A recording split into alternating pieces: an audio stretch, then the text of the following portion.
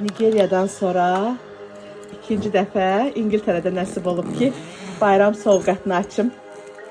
Bacım mənə Bakıdan bayram çantası göndərib, belə deyim. Oteldəykən dedim ki, qoy açım. İnşallah həm çəkə bilərəm, həm də aça bilərəm. Ən üstdə Roman mənim ayaqqabıları var. Bir dəfə gəlib İngiltərəyə bu ayaqqabılar Manchester'a. Geri qayıtmaq məcburiyyətində qalıb. İndi ikinci dəfə gəldi, çıxdı. Baxın, başqa nələr var.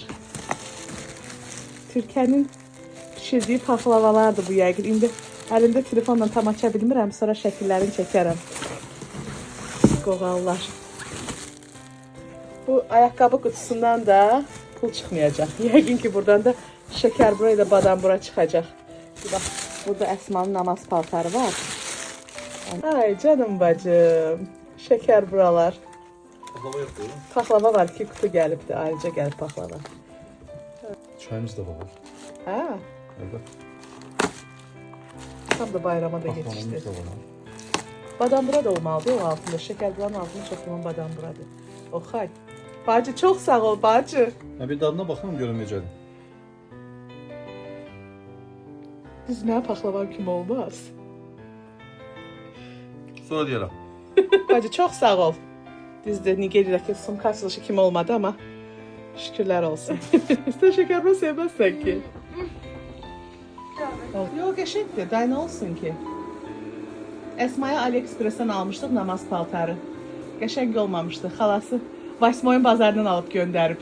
Bu arada mən deyirəm ki, üzüldürüz də demək istəyirəm. Amma xala 10 qat daha qəşəngdir səndən. Ata, onların çox şirin idi. Sənə bir dənə bir şey deyim Əsma.